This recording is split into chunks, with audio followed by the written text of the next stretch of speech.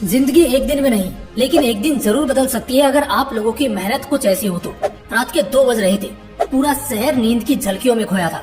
लेकिन क्या वजह थी कि वरुण को नींद नहीं आ रही थी? ठंड का मौसम उसके लिए भी था, नींद उसके लिए भी थी, रात उसके लिए भी थी। लेकिन आखिर क्यों उसको नींद नहीं आ रही थी दूसरों की तरह?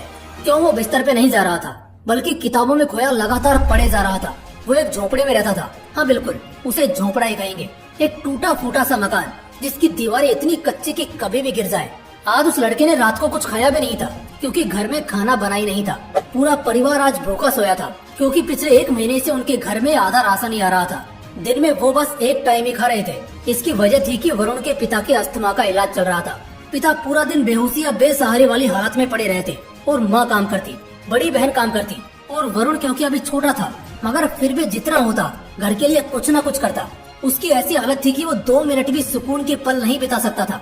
लेकिन फिर भी ऐसी क्या चीज थी जो उसे दिन में इतना मेहनत करने, 18-18 घंटे पढ़ने और पढ़ते रहने को मजबूर करती रहती? वो दोपहर में गराज पर भी काम करता और शाम को फिर आकर अपने कंपटीशन एग्जाम की तैयारी करता। वो डेली 4 घंटे पार्ट टाइम में गैराज पर जाकर काम करता था, जिसके बदले बस वो अपने कॉलेज की और एग्जाम फॉर्म की फीस भर सकता था। 2 वक्त का खाना तक गुजर बसर कर पाना भी उसके हाथ में नहीं था। वो लड़का इस कदर का मेहनती था कि रात को कितनी भी देरी से सोए, सुबह सबसे पहले उठता था और घर के सारे काम करता था, फिर पढ़ने बैठता और तब तक पढ़ता रहता जब तक दूसरे लोग खुद आकर उसे कोई काम करने को ना कहे।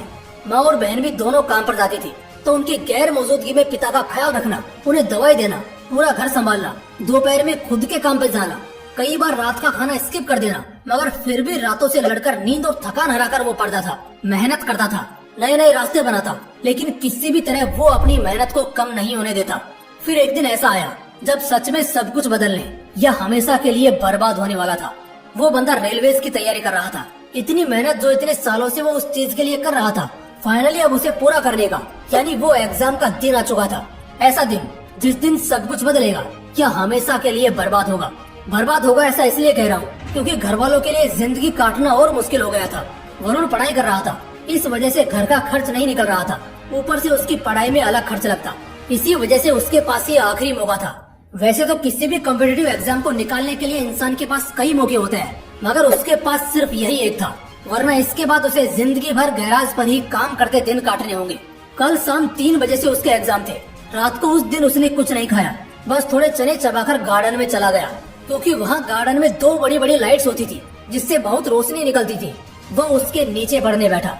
वो जानता था आज की रात उसके लिए बहुत बड़ी रात है। कुत्तों ने उसे देखकर भौंकना शुरू किया, उसे कोई फर्क नहीं पड़ा। बिजली कड़की, बारिश हुई, उसने कुछ जुगाड़ लगाया और गार्डन के मंदिर में छिपकर बैठ गया।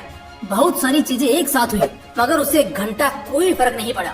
समय बीता, रात के 1 बजे, 2 बजे, 3 भी बजे, उसे फिर भी कोई फर्क नहीं पड़ा।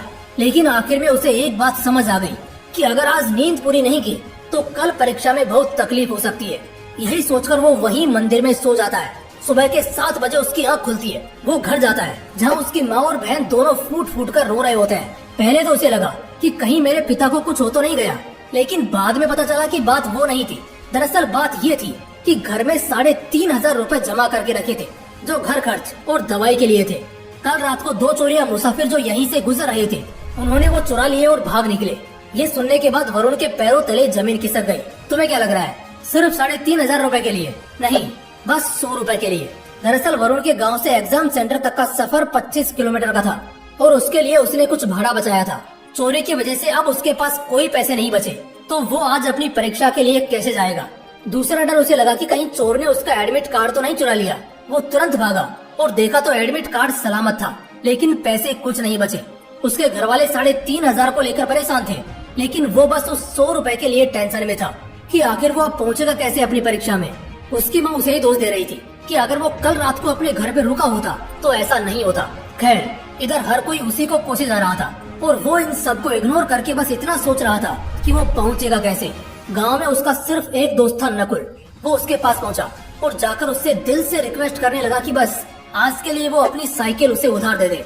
बहुत ज्यादा गिड़गिड़ाने के बाद नकुल मान जाता है, लेकिन नकुल की साइकिल का चैन बड़ा ढीला था, जो थोड़े थोड़े समय पे उतर जाता था। ये बात उसने वरुण को भी बोली, लेकिन वरुण ने कहा कि ये सब वो देख लेगा, वो भी गैराज में काम करता है, उसे सब आता है।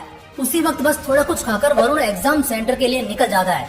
साइकिल चलाता हुआ वो कुछ दूर आगे बढ़ा होता है कि साइकिल झटके देना शुरू कर देती है, लेकिन वो रुकता नहीं है। वो आगे बढ़ता रहता है। 15 किलोमीटर के सफर के बाद वो थक कर टूट चुका था, पसीने से पूरा नहा चुका था, लेकिन चाहे जैसे भी हो पहुंचना तो उसे पड़ेगा ही। बड़ी मुश्किल से 12 बजे पूरा पसीने से नहाया हुआ वो आखिरकार पहुंच जाता है। इतनी मेहनत सिर्फ उसने आने में की थी। वो तुरंत लाइब्रेरी जाता है। इतनी थकी हुई हालत होने के बावजूद भी वो रुकता नहीं है, बल्कि रिवीजन चालू करता है, क्योंकि अब भी एग्जाम को 3 घंटा बचा था। फाइनली एग्जाम का समय आता है।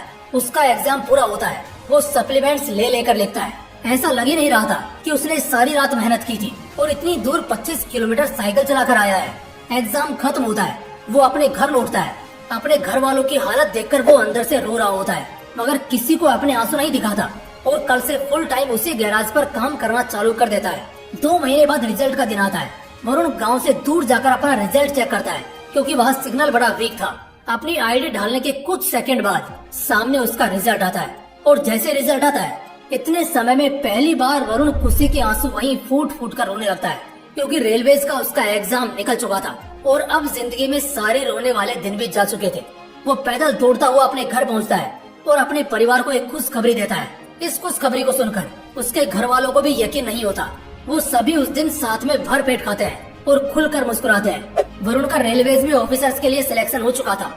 उसके पिता का इलाज बहुत अच्छी जगह होना शुरू होता है, जिससे कुछ ही महीनों में उसके पिता काफी ठीक हो जाते हैं। बहन की वो बड़े घर में शादी कराता है, और जहाँ एक समय पहले उसके खुद के परिवार के लिए 2 वक्त का खाना मुश्किल होता था, अब हर रविवार को वो अपने पैसों से गरीबों को मुफ्त भोजन खिलाता है। वो आज एक बहुत अच्छे घर में रहता है। लाख रुपए से ज्यादा की सैलरी है उसकी। जहाँ कभी साइकिल के लिए वो तरसता था, आज कार में घूमता है। जहाँ कभी 3,500 के लिए और 100 रुपए के लिए रोया था, वो आज 3,500 की तो सिर्फ साड़ी उसकी माँ पहनती है।